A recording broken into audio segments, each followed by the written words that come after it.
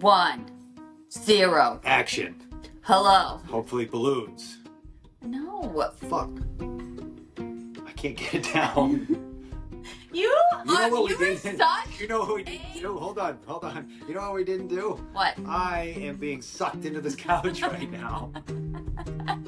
Fine. Let me fix my butt. You fix yourself. I'm gonna keep this recording. Is it recording? I think it's recording. Yeah, we're recording. You good? Yeah. There we go. That felt Oh. Nope. You want to get up again? Nope. Sit back down. I am A-okay. How about you times that by about 1 million? And that's childbirth. Oh, great. Thanks. Hello. My name is Maria Cadellas Bennett. I am Mike Bennett. And this is the five-time Thank you for that. Adult Conversation Podcast. This is the 5th episode. Yeah. That was nice. Thank you. Introduction. Thank you. Wish we could figure out how to get the balloons to go. Surprise. You are such a creature of habit. You have to have the same thing over and over and over again. I know. I'm glad you married me, because then I don't have to worry. Then I get the best thing every single day. It's my favorite. Well, that's good. Yeah. I'm glad that you're happy with that. I'm very happy. I'm very happy with life. Good. How's the vibe? I don't have coffee today because I really needed a kick in the ass. But I'm gonna get. If you stand up, I can provide. You could kick me in the ass. I could provide it.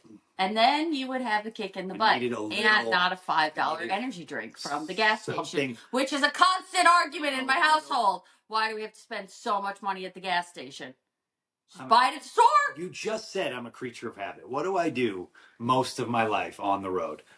Gas station. You ask any wrestler, they judge gas stations based on how big they are, based on how cheap it is, based on if Wawa is just better than all of them. So basically, like women, compare men based on how big they are, based on how cheap they are, but not Wawa. No. No. If you go Wawa, no, that's not. That makes no sense. That doesn't even sense. It does in my head. Was that a sex joke? Yes, like this. Was... So, a fun fact about us. Oh, I like to think. I like to think of I didn't agree to any of this. Too bad. I like to find the most obnoxious sounds that I could possibly make during sex because I think it's funny. Yeah. Mm-hmm. But this guy doesn't care. He doesn't care anything that happens. So I'm going to tell a funny story. This one time. Look at her. What? Don't look at my roots, though. We've already... No, we're not looking at my roots. I'm going to fix them this week. Simple man. I know. Anyways, let me tell this story. Okay, so... This will all actually make sense in a minute. But this one time, we were doing Funky Chicken, and it was a lot of fun. We were having a good time. But for some reason, why did you have to get up? Was it because, were you still half dressed? I don't know. So he had to get up for a minute. And then as he was coming back I was not half dressed. Why were you getting up? I don't know. Like, lock the door. We had to lock the door. We were at a hotel. Oh, thumbs up. Yes. Okay, so thumbs up. We were at a hotel. That was not a great hotel. I feel like it wasn't, right? No, it was the one in Chicago that we stayed at. Yeah. And it was like, you sliced your finger off, remember? That was a very bad trip for you. So, anyways, he goes to go lock the door. He's butt naked, apparently. He comes back over to the bed and just crushes his shin like the loudest sound ever. And he goes, I gotta work through the pain. I had to push through. There was this conundrum. I was laughing so hard. It's like I said to you, I had this conundrum. I just crushed my shin. And for anyone who's ever hit it on like a coffee table, you know what that feels like. And I was just trying not to be like, oh my God, my shin's going to fall off my leg. And then I look over on the bed and this is what I see. And I just was like, it's like in Ace Ventura 2 when he gets the 2 spears in his leg. I was going, oh. Oh, and then I just tough it up, Mike. You're a wrestler. Get back in there. You've pushed through worse injuries and got less rewards, so let's fucking go. It was amazing. We talk about it all the time. Great night. Good times. It was a fun night. I had the biggest bruise, though. I thought you were going to say you had the biggest something else. This is going off the rails early. No, we're going to just continue off the rails because we're going to talk about something today that some people are going to be very, very interested in, and other people will just turn us off. It's fine. I understand. I'm going to actually push this in a little further because I worry about the sound. Sound. I wish there was like a little thing on there that would show like, ooh, this is... And maybe that's what the thumbs up is. Maybe the thumbs up is like, hey, good fucking job on the sound. Maybe. We got a good one. Yeah, maybe. Or maybe not. Are we crooked? We are crooked. I feel like we're slightly crooked. Let's fix that a little. Okay. You look very pretty on the screen. Do I not look very pretty in person? What the hell's wrong with you? Do you want a shovel? You want a shovel? Oh, no. Yep. Oh, good. No. Oh, no. Thumbs down. Oh, no. Down with all the thumbs down. Just gonna stay down like this. That's what she said. You can't. Oh, what?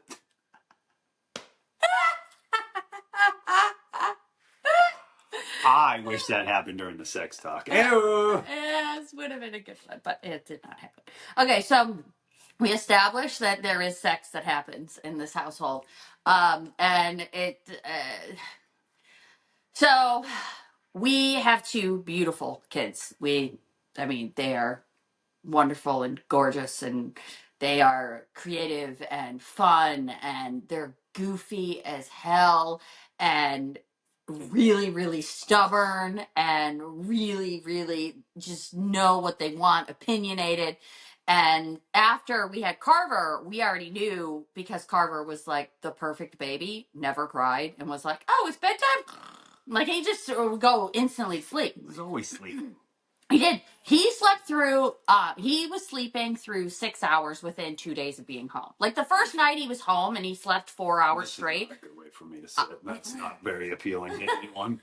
Just trying to get comfy over here, but... Okay. I'm good. You good? Let's okay. rock and roll. Anyway, so Carver was sleeping through the night within like a couple of days. He was the best baby.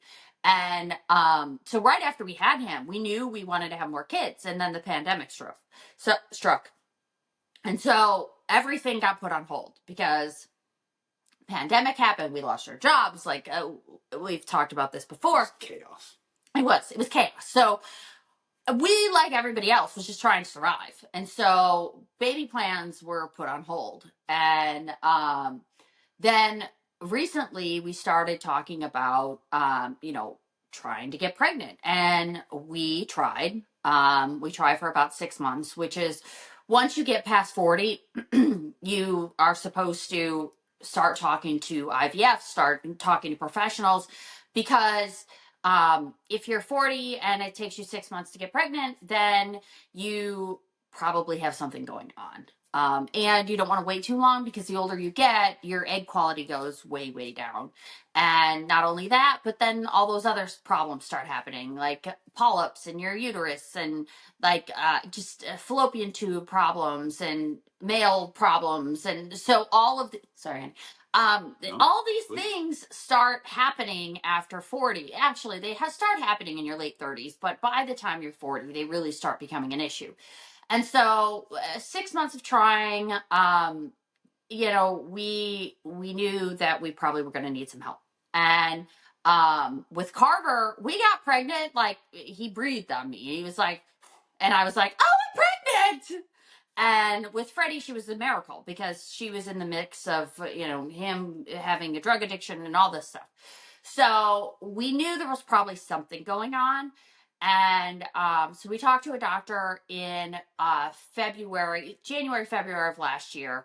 And we sat down and started talking about everything. And like, the doctor we go to, she's amazing. I was actually referred to her by Barbie Blank's doctor, because Barbie went through IVF. And because I had talked to Barbie about it before and everything that she had gone through, and I seen her story online, I was like, okay, this would be a good person to reach out to. And so Barbie's doctor referred me to Dr. Rogers, and there's all kinds of offices. It's the Fertility Centers of America. And I thought for sure, like, I was going to have all these issues because, you know, I've been traveling my whole life. And I did bump for several years there. And like, even when I was managing, I was still bumping. But, you know, you worry because I was never a big drinker or anything like that. And I wasn't really interested in drugs. But what I did do was travel and up and down and all this round and round and, you know, trying to be skinny and all this stuff. So I thought for sure, you know, they would tell me that I had all these issues. And so we started going through the blood work. And of course, my blood work was a little bit wonky, you know, from the get go because my thyroid had just been taken out and everything. And then, you know, they do this thing. It's called a hysterectomy. No, it's a saline ultrasound. And when they do that, sorry for anybody that doesn't want to hear about this, but they literally put saline up into your uterus and they check to see if you have anything growing in there. And of course, because in my family, we grow things. Like I don't even know what it is. Like there was this one time I caught a virus and I had like little tiny tag wart things all over my body. Very sexy. I'm such a sexy girl. So I've had like that kind of stuff. I have cysts in both of my boobs. And I mean, they're very nice breasts. They're all mine. But at the same time, I've had all these issues of growths, and there was a thing on my hand, and I've had stuff on my back, and I had to get a mole removed. So like, and then my thyroid was 6 times the size it was supposed to be because I like to grow things. If I was a garden, Your thyroid was like the Grinch's heart. it was like.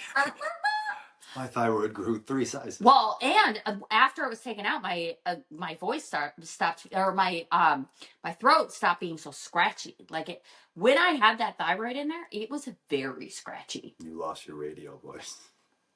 Radio killed, but my voice is deeper now than it used to be because of Video killed. Radio didn't kill anything. Yes, it did. Newspapers. No one was listening to music on the newspaper. But that's not what it's not talking about what people were listening to. It's the songs about music videos killing the radio. That's not what it's never mind. I'll tell you when you're older, darling. Okay, so I can't wait till I'm right on this one. What? Wait till I'm right on this one. Sure. Mm-hmm. You think you're right? I do. The look in her fucking eyes changed drastically when she talked about. Did I look like Harvard? Did I look like yes, Harvard? but your eyebrows didn't do what my son's eyebrows usually do. He's got crazy eyes. Oh yeah, he does. Yeah. He has champion. It's like that Jay Briscoe look. He does. Oh, where that is what? Yeah, like. But that's not. And you're like, oh. So if you ever want to know if someone's going to be a world champion, if they have the crazy eyes, they probably could be a world champion. As long as they're, you know, in wrestling and have talent and everything. But sometimes not even that. If you just have the crazy eyes, you could get people to believe that you are going to just murder them. Like, ugh. Anyways, so back to my story. There's a difference. What? Me and David were just talking about it this weekend. Okay. There's the crazy eyes, but then there's the starry-eyed look. The starry-eyed look is you're looking at the person and you're going, oh, wow, I don't think there's anything behind that.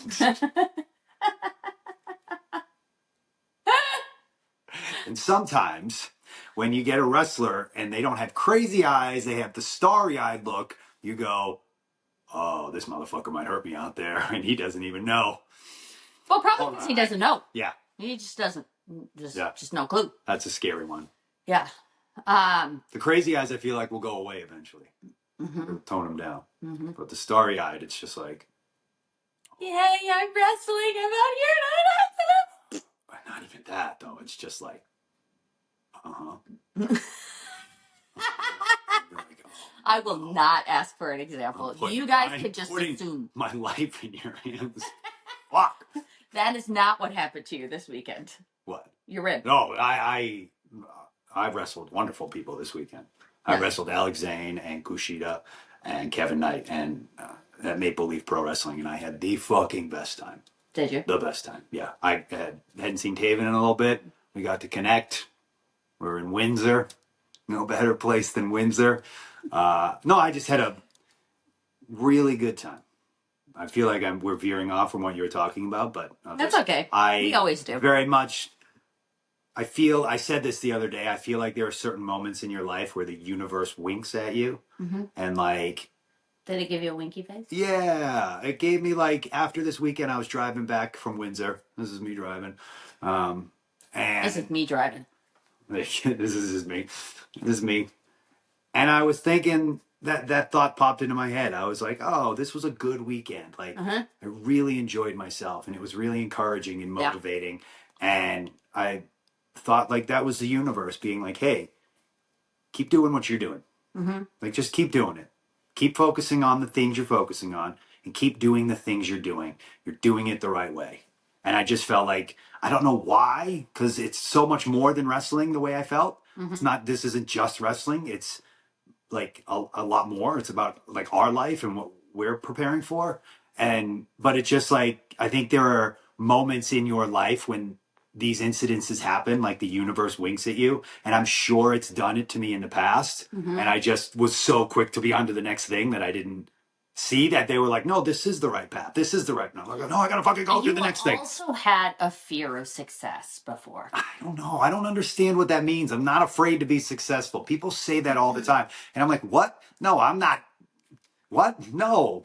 What does that even mean? I'm not afraid of success. Seriously, I don't get it. Okay.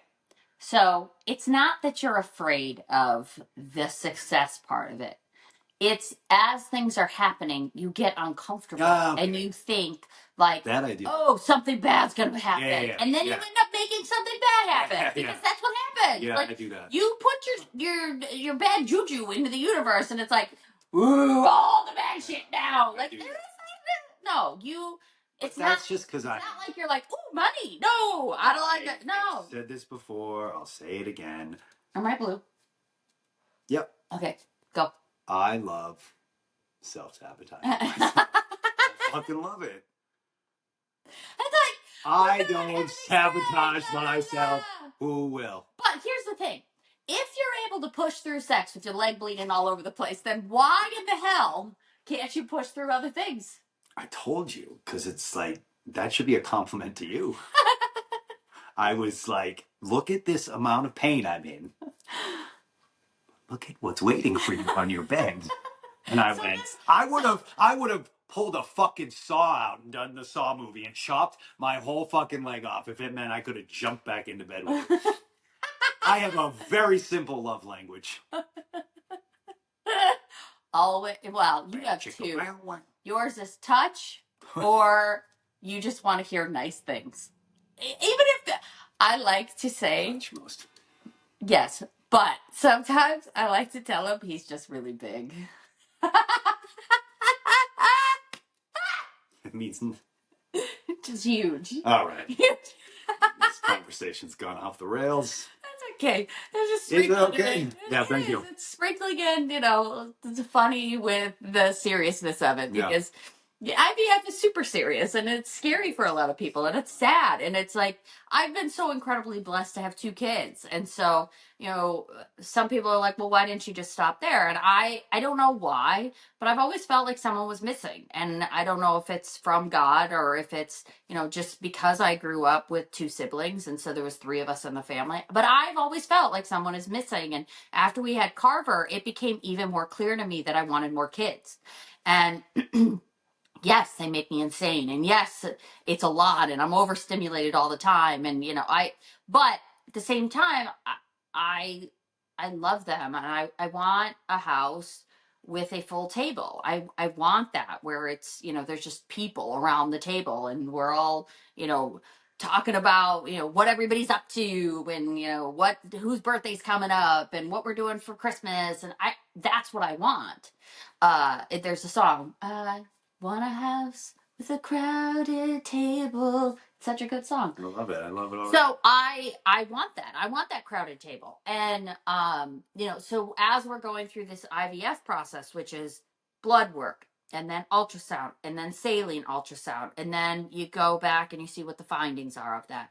And the first time around, they found that I had a polyp, and it was a flat one, and so they didn't think it was cancerous, but they had to take it anyways. So we take this polyp out, and it's not a horrible procedure. I hate IV. Just getting an IV, like, it makes me feel very like ugh. And is that the kids? We good? No, we're good. So we went, and I had that procedure done. You were on the road when I had it done. And my mom took me, and so it was fine. And then we went through the process of retrieving my eggs. We found out that the polyp was non-cancerous.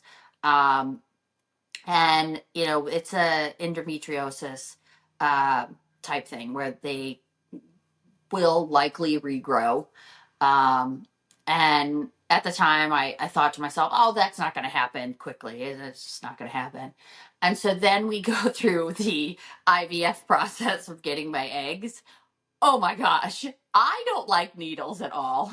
So, like, I'm having like a pep talk. I'm listening to Rocky Balboa in my head going, all right, we're going to do this. We're going to fight this. I am like, I have to literally pump myself up every time I do this. And he's on the road so much at the time. So, this was all last year. This is all last year. Last year leading up to. And we were just, today. Figuring like we would get my eggs and just see, because we knew it was probably going to, well, at the beginning, I thought, oh, this is going to be quick. In 4 months, I'll be pregnant. And, or we could freeze the eggs. And then, once my contract was up, we could, go back and retrieve the eggs and make embryos. And so I thought that it was going to be this quick process, but then we go to get my eggs, and I took very well to the treatment. You grow things. Fertile over. I do. And so, for my age, they're like, oh, it'd be good if we get, somewhere between 5 and 9 eggs. Cool. We got 34 eggs. And so every single egg grows like to like a pretty decent size. So I got all these things in my body growing, and then it like just boba. So happens. What is that? Oh, boba. Yeah, it was like boba in my body. So I got all these little tiny things, and I'm feeling incredibly blessed about that. But it just so happens it's the weekend of my daughter's dance recital. And I'm just like, it's always how life works, isn't it? It is. But I think it's a blessing in some ways, because then your mind is it's elsewhere. Yeah, you're not just focused on this one thing, and because it's such a big thing. To the present. It's such a big thing, and that weekend I have all these eggs, and then I have to go and do the retrieval, and that's a whole other process. And we find out I have 34 eggs, and I'm really excited about the fact that I have 34 eggs. And I'm like, all right, we're chugging along. We're gonna get some embryos. It's gonna be awesome. And then we find out I have a tumor. And so then we find out about the tumor. And we found that I had a growth right before we did the egg retrieval. But then we found out that it was a tumor on my adrenal gland after, so in June of last year. And then we have to start going through this process of figuring out what this tumor is. And I've already talked about the tumor and everything, but it put everything on hold. And then while we're doing that, we are, also we need sperm for that. And we didn't have any. Who knew that years of taking drugs and steroid abuse would just kill off all your sperm? I didn't fucking know. No one told me this. And we had 2 other kids. So it was like, oh. And everybody always talks about, that it's usually the woman. And then when you're faced with this, and that it's the guy. It's me. Sorry. Hi, it's me. I'm the problem. It's me. And we knew I had this tumor, and then we know we don't have any sperm. And the doctor's saying, oh, well, this process could take from a year or take from 3 months to a year. I'm nothing. It's not okay. We're recording. I'm nothing either. Okay, I'm good now. All right. You blue? I'm blue. Check it. Did it die? No, I think maybe it turned off. I don't think it automatically For some reason. off. Should I hold this like I'm No. Bob Barker? Have your pet spayed and neutered. Tiny microphones are making a comeback. I've seen lots of them. They're like a little blah, blah, blah, blah, blah. Who's using them? Besides Bob Barker and Drew Carey on The Price is Right. Who have you seen? I don't know. I feel like I've seen them a lot. All right. I feel like they're making a comeback. We're back. Okay, we are back. Sorry, we had technical. Good. We never remember. One day we'll have all this podcast stuff done. Don't worry. We don't remember to put on the focus. We don't remember a lot of stuff.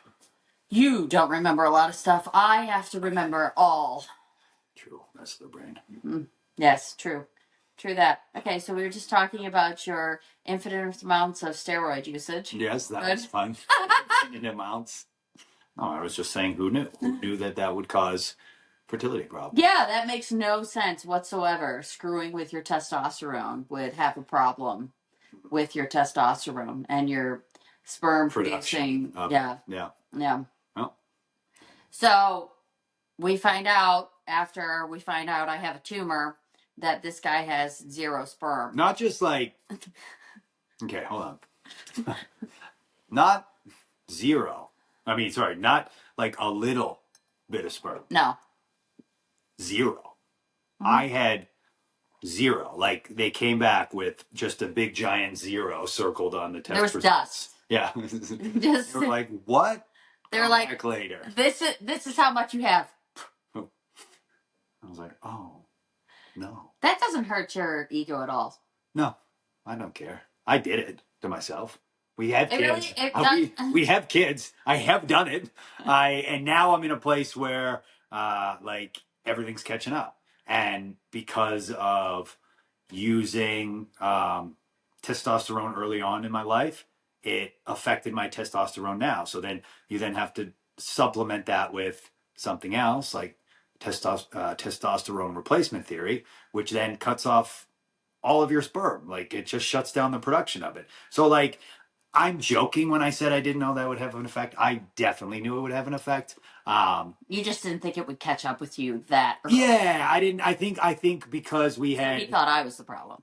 We had Freddie and Carver. I was like, oh, cool, no problem. And not only that, but then when they found out I had no sperm and they put me on medication to get sperm, I thought I would be like, come on, let's get right back on the horse. We'll take this medication and we'll be off to the races. I'll get sperm in like a couple days. Yeah, you thought you could drink all the energy. I just figured there's just like a switch on there where it was like sperm production and they were like off. Boom. But now I was like, I'll take a couple of these, injections into my belly and bing, right back on. There are so many shots. Like, so many shots. Yeah.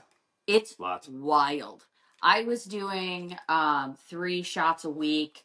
I had an estrogen patch at some points. Sometimes I was doing morning and nightly shots leading up to getting my eggs.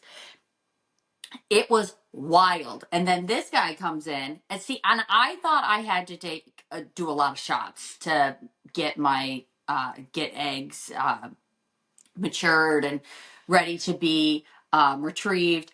No. This guy has to do them 3 times a week. And now, he did it for the first 3 months. And they're like, okay, let's check everything after 3 months. And I'm, losing my shit at this point because I'm 42 years old.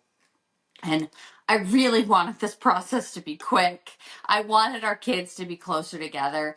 And I know, it sounds like just petty, But I really did. I wanted our kids to be closer in age. Why do you think bringing life into this world is petty? No, but I feel like one of the, yes, that's beautiful. It's important. But I was upset because our kids weren't going to be closer in age. Oh, but and I know that seems like, oh well, but it made me really sad. Like, you know, knowing I had this tumor, and then knowing you had no sperm, and then I knew that it was going to be a long process, and like I was sad, and then you were on the road so much, and I was with no sperm, and just me, an empty vessel on the road, spermless, nowhere to go. I had a stick and bindle, which, by the way, me and Taven just named our pop-up forearm the stick and bindle. We decided that. I didn't know that's what it was called. That's ridiculous. That's our new name. You guys are ridiculous. The stick and bindle. They are ridiculous. So that then it gets to be about August. Still no sperm.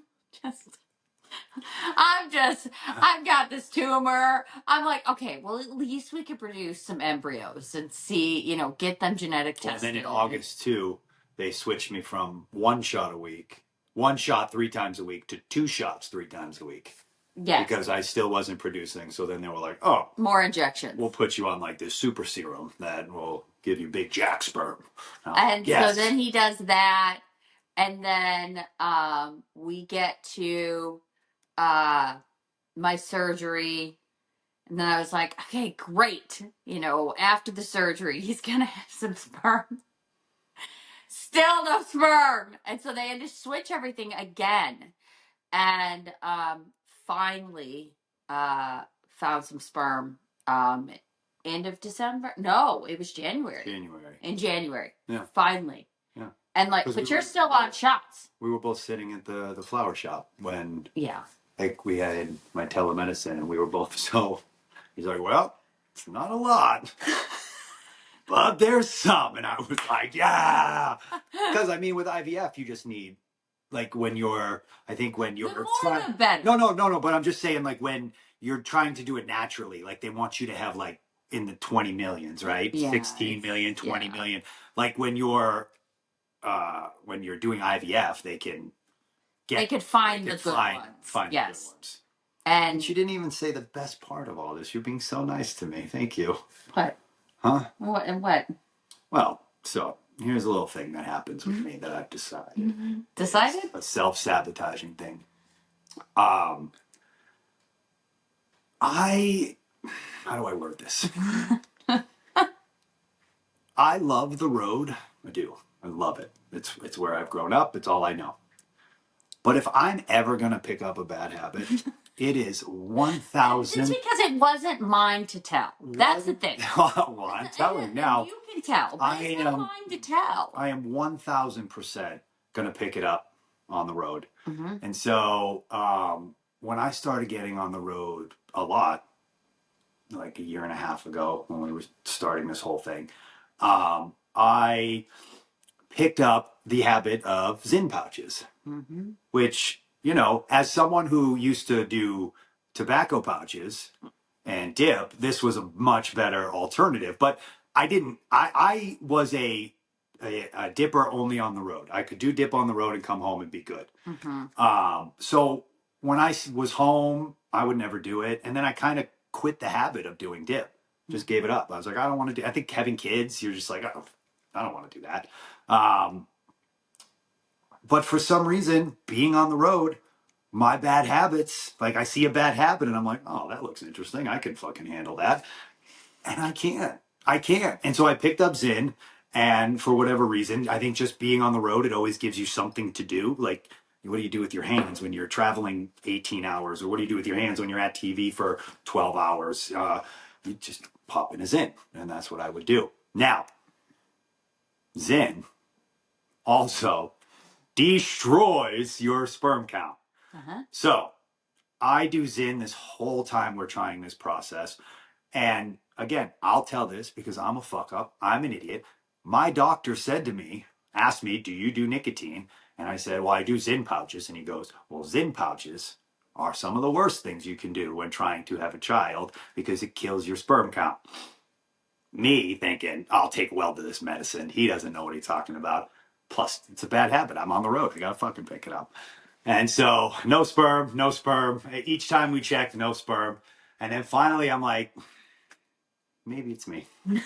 Maybe it's the again. This is a reoccurring problem. If I don't sabotage myself, who is going to? But I'm also sabotaging you, and that's not fair. And I think I came to that realization, and just like I came to sabotaging our family. Yeah, and I think I got to that place where I went, this is selfish. This is not who I want to be, and what am I doing here? And so I finally was able to quit the Zyn, and that was the month that I had sperm. So you quit it. You went way down with it in October. Yes. And sperm takes 12 weeks. I remember in December quitting because we were on the road at the Hammerstein, and I was just like, okay, I'm not gonna take the Zyn. But that was you had quit even like the week before. Yes. The problem with it might have even been a few weeks before that, because the problem that weekend is you were gone so many days. Yeah, it was like a 4 day. Yeah, it was so many days. Taping, or it was a fly-in the night before. Yeah. ROH pay-per-view.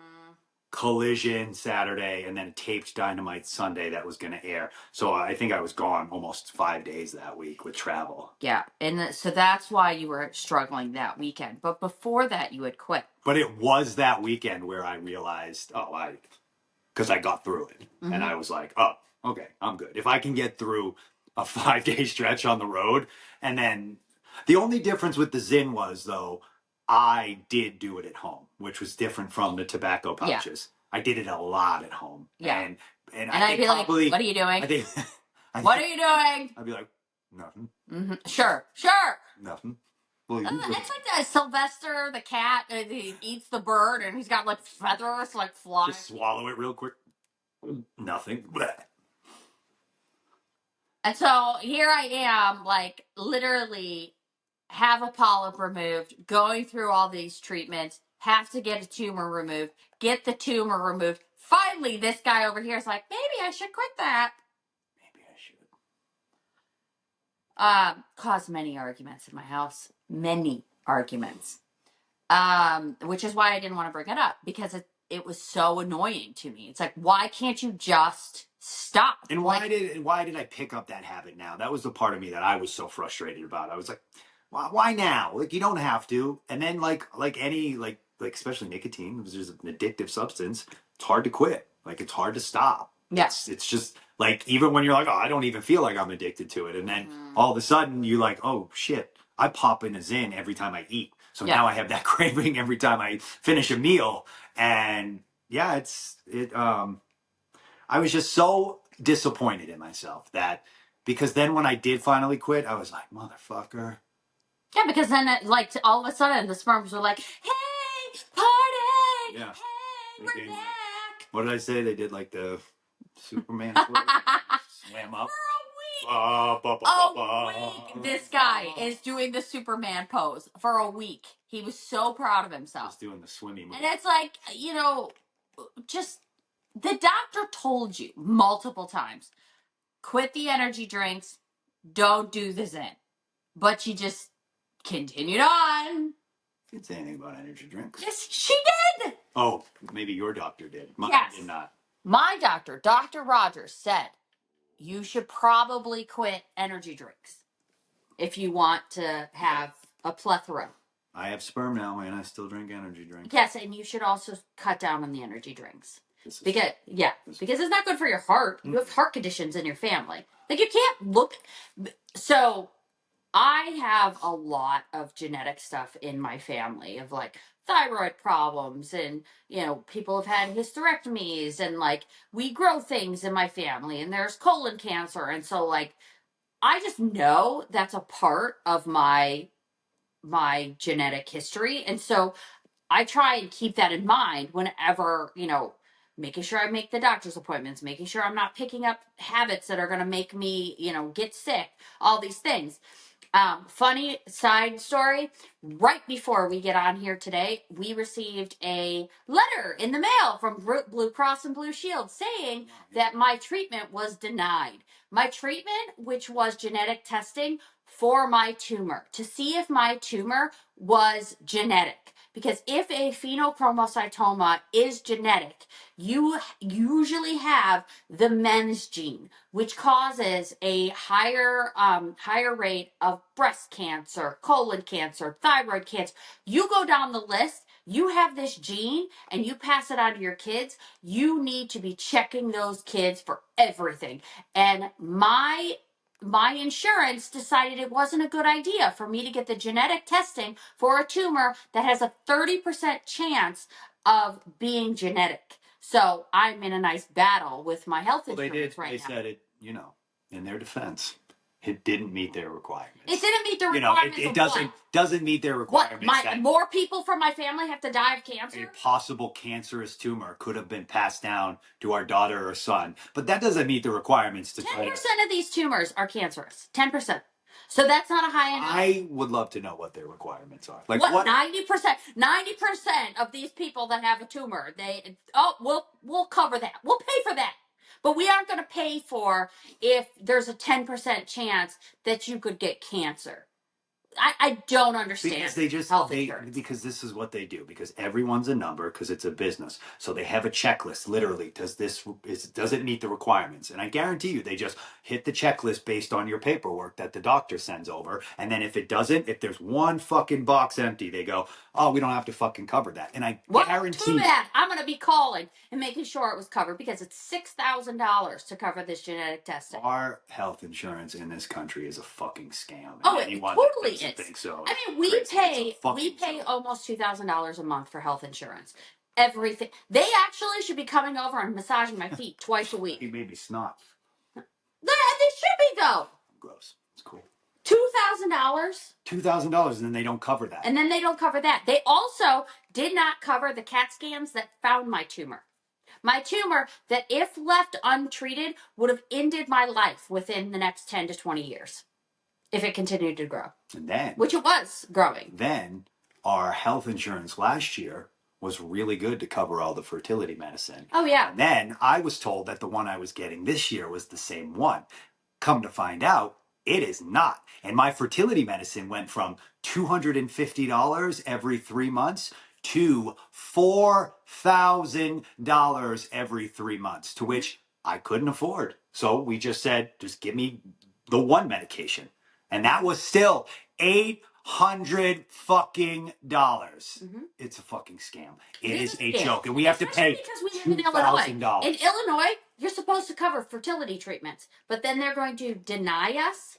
Like it's total bullshit. It's a total scam. And it's like, you pay for this stuff so that you can be taken care of and so you can live a long, healthy life. But then they base it all on numbers and they say, oh, well, all of this nonsense, blah, blah, blah. And they treat you like a number. Well, I have a number for you. 2. I have 2 children right now that are depending on me. And so I don't understand why you won't take care of a mother that has 2 kids. I don't understand why you won't take care of just anybody that is on this country's earth. Like, you should be taking care of your citizens. And so I don't get it. And I feel as if it's a problem that so many people have. Like, I cannot tell you how many times people have reached out to me on Twitter and said, or on X, oh my gosh, they denied this cancer treatment. Oh my gosh, they denied X, Y, and Z. People want to live. Like, I don't understand why you wouldn't want your clients to live. And the sicker they are. The sicker they are, the more money I get it. Yeah, I get it. And now all this information is coming out about, getting vaccines or getting this treatment or catching something this early. And it's like, no wonder people are going to Turkey and getting their health care done over there. Oh, they're getting hair transplants over there. Well, they're getting hair transplants, but there's really good. The asinine thing of the whole thing is, like, they're trying to save money.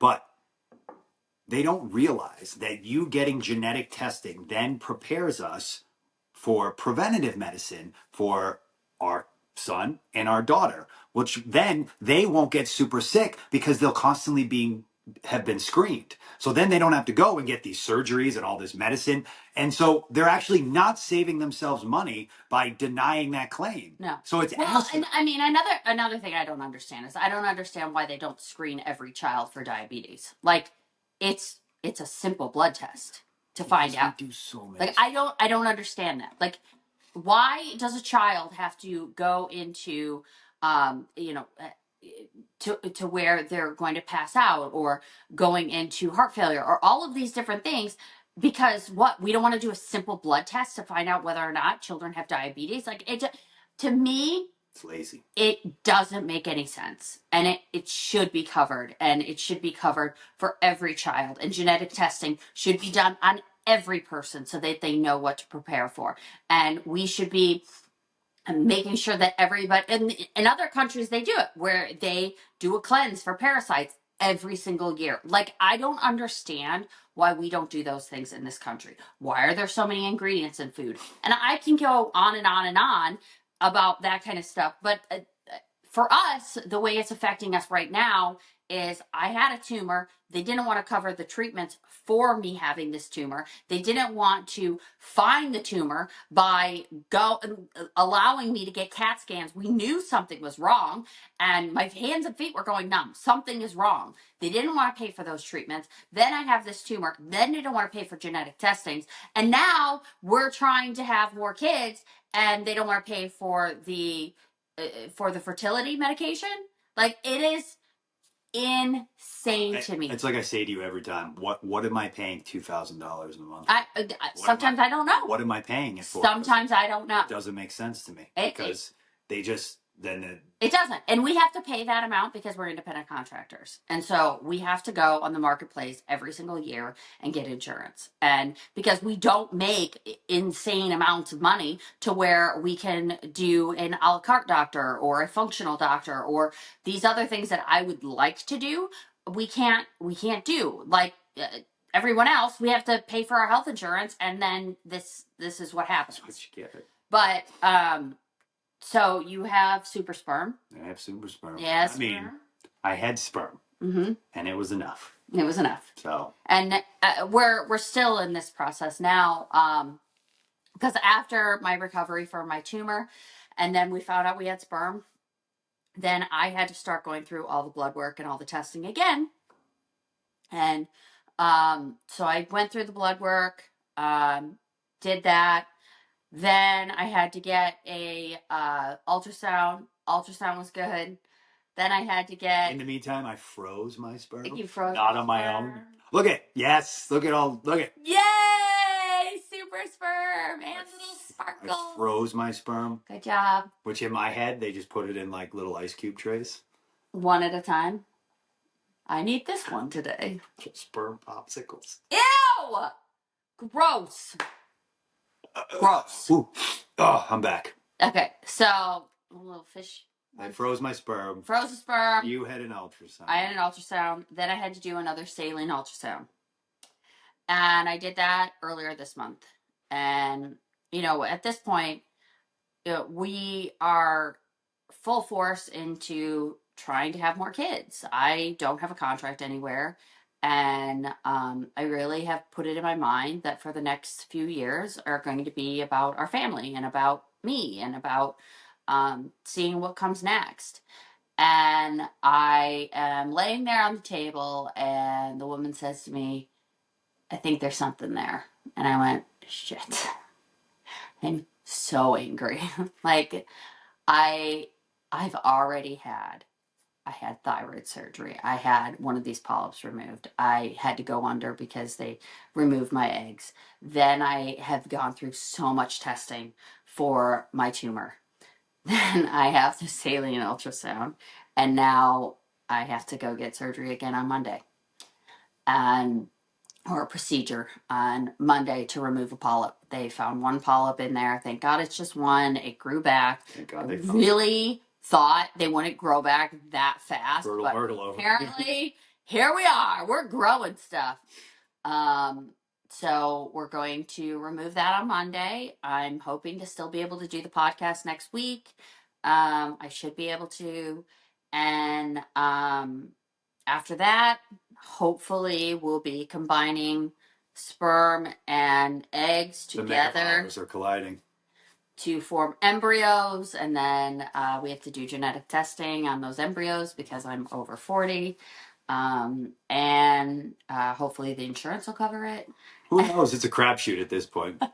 Did you know that more people file bankruptcy for medical bills than any other It's thing? the leading cause of bankruptcy. It makes perfect sense.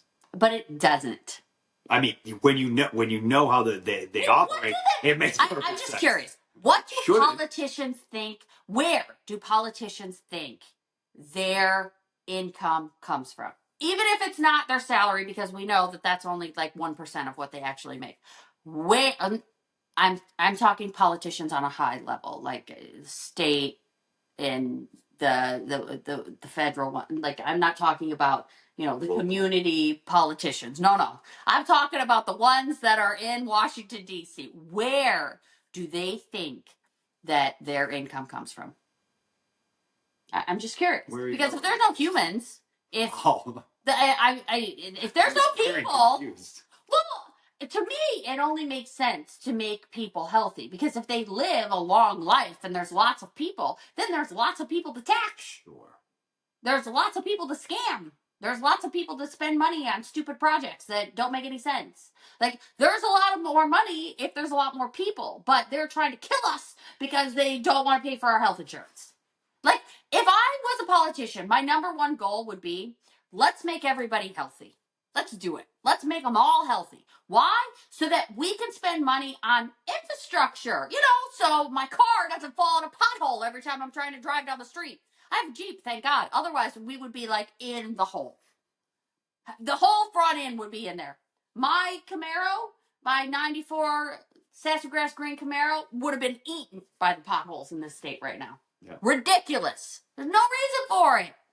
Like, we should pay for people to be healthy. Mm-hmm. Number one thing we should do in this country, even if we fail at everything else. I agree. What good is it to have a country if all the people are like, I'm dying? Like literally sick. It's good for insurance companies and pharmaceuticals. Great. But unfortunately, great. Let's feed the devil. Yeah, let's do that. It sucks, but let's feed the devil.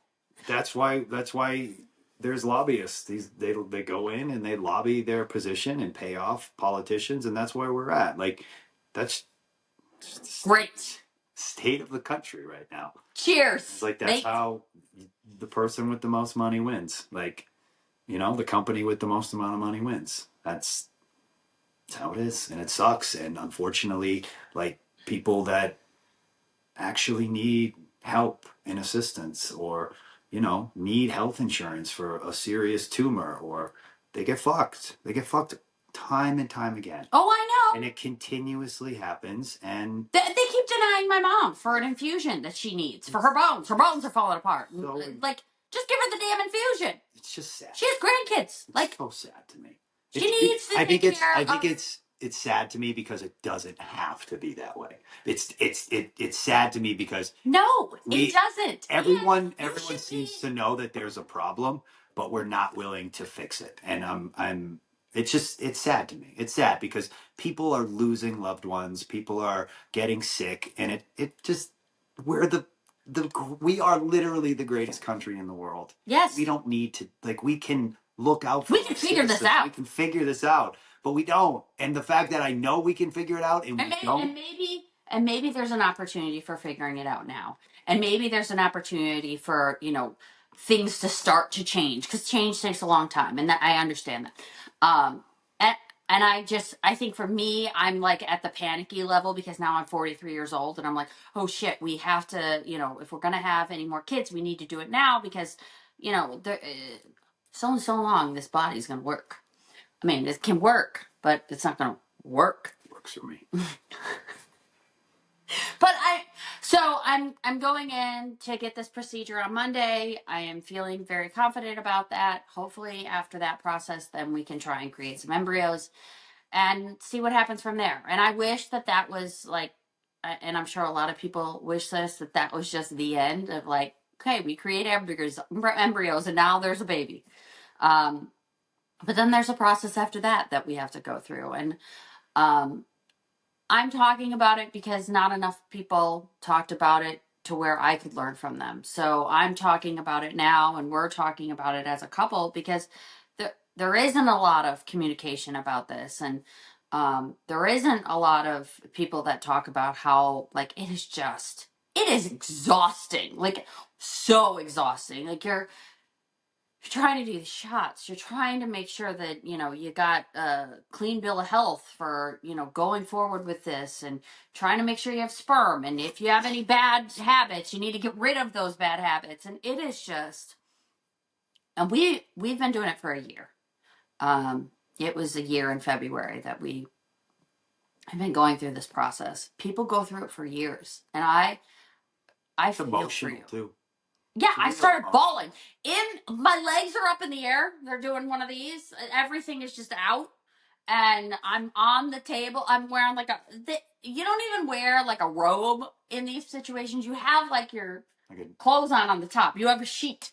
So like here I am with my sheet and my feet in the air, and I'm just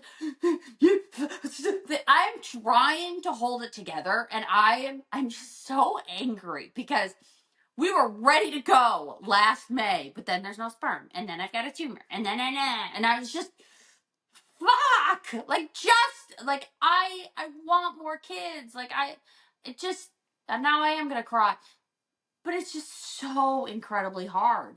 And if you hold my hand, I'm definitely gonna cry. But I think that so many people go through the same situation where like, I remember years ago, and like there's this movement and strong women's movement and career, and and going and fighting the man and doing all this stuff, and who knew that it also meant putting off a family and possibly not being able to have, any kids, or not have as many as you would like. Who knew that there was going to be this give and take and this sacrifice? Because when you're 20 something years old, all you're thinking is me, me, me. And then you realize, oh no, the world is not about me, me, me. It's about who am I surrounded by, and what am I really passionate about, and who do I love, and who loves me back? Like, but you don't realize that when you're young. And so you don't realize that until you begin to live for something bigger than yourself. Yeah, for sure. And I think that the kids are a great equalizer with that. As they make you just go, oh, nothing, none of that shit matters. None of that shit I was worried about matters. This is all that matters. And it's emotional, because I think when you realize that, and we've had 2 kids, and we realize like, oh no, this is what matters. It's like I said to you the other day when I see Carver, and I'm trying to teach him what being a man is like. And he's like, Daddy, what are you doing? And I was picking up sticks and stuff, throwing them in the fire. And I'm like, Carver, I'm just a guy trying to learn how to be a guy, And like, because that's what's important to me now, to live for them, to be the role model for them. And I think like it's emotional, because when you do get that, and then you're like, oh, I want to bring more into this world. I want more. This is what life is about. This is my purpose. And then to have all these obstacles in the way, and then to feel like I was the issue, and it was all because you were the issue. I know, and that's why I said to feel like I was the issue, and to put these self-sabotaging obstacles in my way, you get emotional, because then you just like regret, like, oh fuck, should I have not done that? Man, I mean, yeah, I shouldn't have, but like, I don't know. And I'm also still a firm believer that you have to go through the shit to figure out at the end. And like, I don't know, it's probably all a lesson there somewhere. Yeah, and I hope I'll find it. In a year from now we have a newborn, and I'm like, holy shit, this is hard. And I look forward to that. And Me too. I know it will be hard, and I know that we still got a long way to go. We have to make embryos. We have to get them genetically tested. We have to try and transfer the embryos. We have to see if the embryos are going to stick. We have all these things that are still in our way. or all these lessons still waiting to be learned. And I'm trying to remain positive on that. And, it's like you said, we came this far. We need to, keep going. And, it's been a year process, but I'm hoping that we're coming very close to the end of this process. And because I'm really sick of doing blood work and getting polyps, and I'm just, no more, please, no more. Yeah. So I think the obstacle is the way is probably a good one for today. I really like this quote. Gentlemen, I am hardening on the enterprise. I repeat, I am now hardening towards this enterprise. Winston Churchill said that, which means that when you make a decision and you know it in your heart that it's the right decision, then you have to harden yourself around it. And it needs to be morally sound. It needs to be on a firm foundation. But you need to stop letting other little voices try and change that. If anywhere along this path we would have, said, no, this is too hard and throw our hands up in the air, then I would have felt resentment to you. Mm-hmm. And said, I really wanted one more kid. Or, I really just wish we had the opportunity to try. Mm-hmm. If, we didn't have that resolve of saying, no, we're going to keep trying and we're going to make this happen. And then, those resentments would come up, and then, you would have regret within yourself for not stopping the Zin and questioning for the rest of your life. Well, what would have happened if I would have quit the Zin, or if I would have,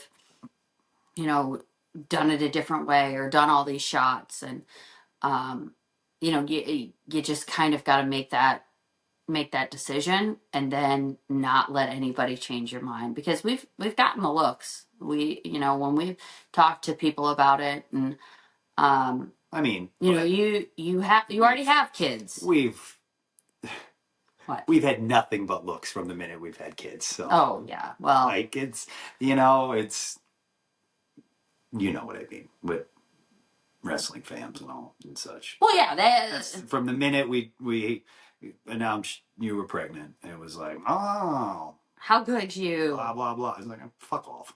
Fuck off. But I've also given 20 years to this business. You're putting someone's fucking career over creating fucking life. Fuck off. Go away. Find purpose in your life. Because that to me just whenever, at the time it pissed me off. Now I look back and I go, find purpose. Because you're lacking it. If you think honestly that a female taking time off to have a child is somehow less than performing in a fucking wrestling ring. Find a fucking purpose. Please find a fucking purpose. Yeah, I think, it's good to, have dreams and have, be out there in the spotlight in the wrestling ring, and, be cutting a promo or be managing you guys. But there's no greater thing than when I come home from the road and these little ones are waiting on the couch or they're waiting in the kitchen for me. There's no greater feeling than that. I don't care if there's 100,000 of you in an arena. I've done it. And I always go back to my last WrestleMania. And, I was out there, I walked out to the ring, and as I'm walking out there, all I'm thinking about is my daughter. All I'm thinking about is getting to the back. All I'm thinking about is she okay? It's kind of chilly outside. I wish that she was in a different spot in the arena. I only thought about her in my very last WrestleMania match. And, so I knew my priorities that day. And when I got to the back, I said to Mike, I think I'm done.